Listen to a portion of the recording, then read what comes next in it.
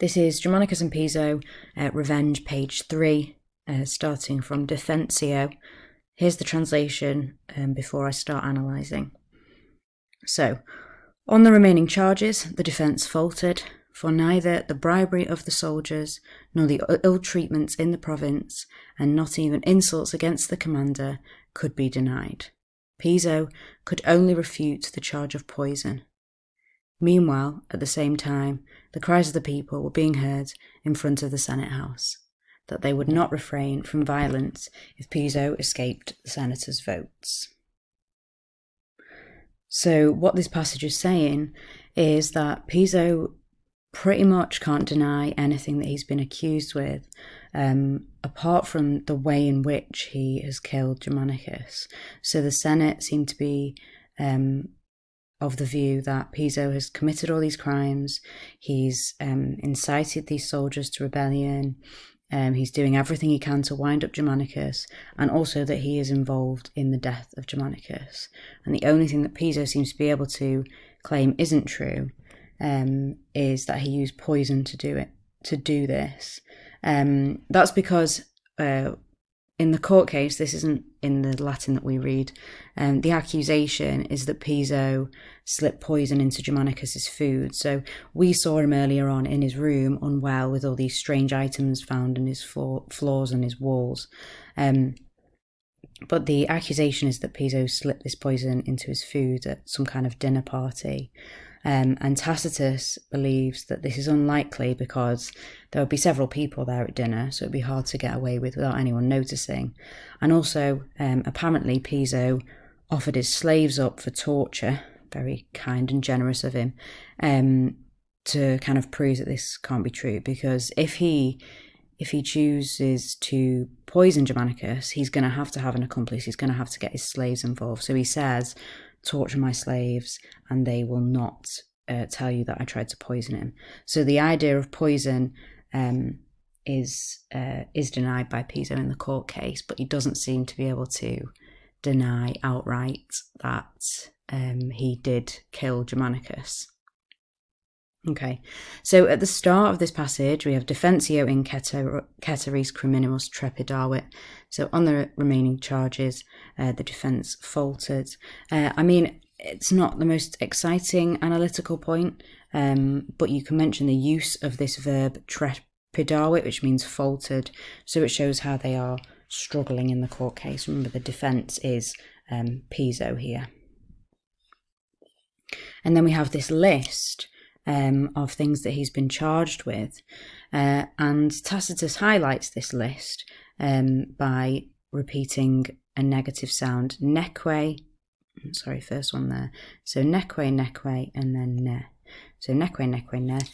There are 3 sounds there. So this is a tricolon.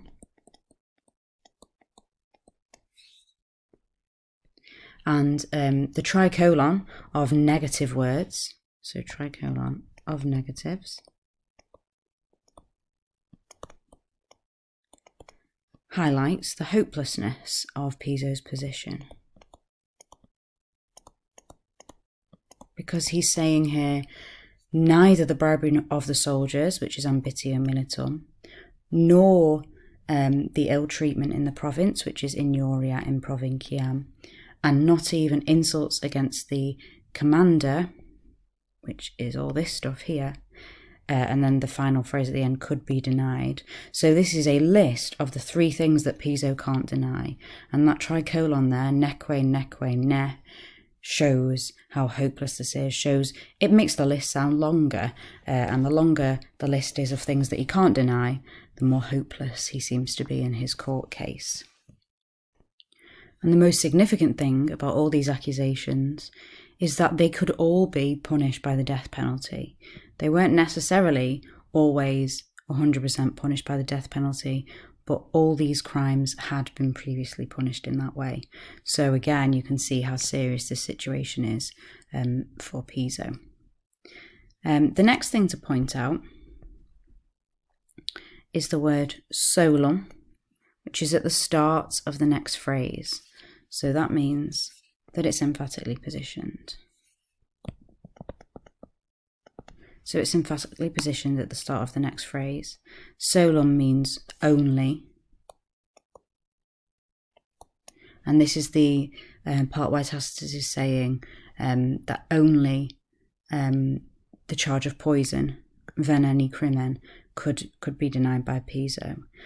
So he's emphatically positioned the word solum only to show the significance of there only being one thing that he can say that he didn't do. And that is obviously massively contrasting to the three things in the previous phrase that he has been accused of. So he can deny one thing, but there are three things still held against him. So the emphatic positioning here emphasises how little he could deny.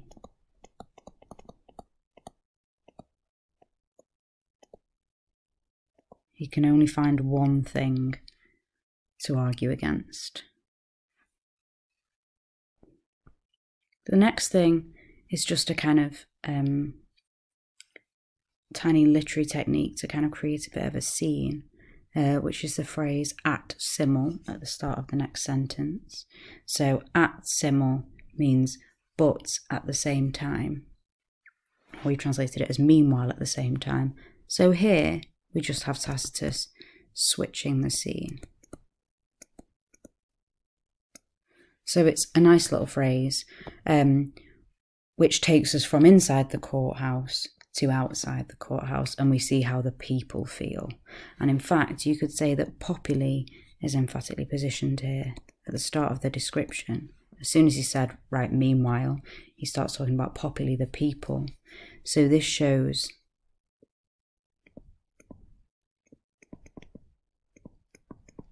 the feeling of the Roman people, which is that they want Piso to be in an awful lot of trouble. Remember how popular Germanicus is, so they obviously want Piso. He's become the scapegoat, they want him to be punished. And we're told that their voices could be heard in front of the Senate House. And the word that Tacitus uses here is audie banter. Okay, I'll just talk about that over here. So audie banter there is, well, the BA in it tells us that it's imperfect. And that's the most significant thing here. So it's an imperfect verb. And as we know, imperfect verbs are things that happen in the past over a longer period of time. So the perfect tense is something happened once and it's over. Whereas audie banter means that those voices were being heard over a long period of time. So this highlights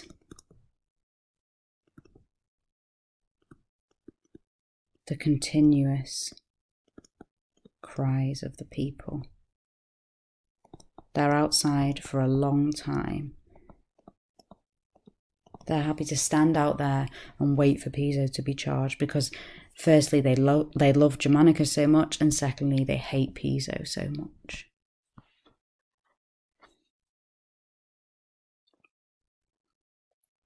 And the final thing to mention there is just what these people are saying.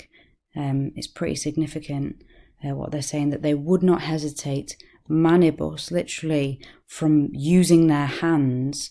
So we've translated it as they wouldn't refrain from violence if Piso escaped the senators' vote. So they're saying if the senators let Piso get away with this, they're going to become violent. So it's shocking, and it shows how much they really hate Piso. They're threatening to get violent. But interestingly, it also perhaps gives a little hint towards the idea that the Senate may have been biased towards Piso. If they're in the courthouse and they can hear the voices of the people outside saying, if you don't charge Piso, if Piso isn't shown guilty, we're going to get violent, perhaps that might have some influence on the outcome of the court case as well. So perhaps it suggests some bias. But all the way through, obviously, Tacitus has been presenting Germanicus as this kind of hero. He's just like Alexander the Great. Everyone loves him. And Piso is this sort of awful man who's getting involved where he shouldn't get involved. And desperately watching out for Germanicus getting poorly and becoming ill and then dying. So the idea here is more that it just shows how unpopular Piso was, and therefore puts him in a bad light as well. Okay, so that is the analysis of this section. Quite a short little section, but there's a few things to say. Make sure you've understood everything that you've written down. Don't write something down if it doesn't make sense to you, and you can always ask for help if there's anything that you don't understand there.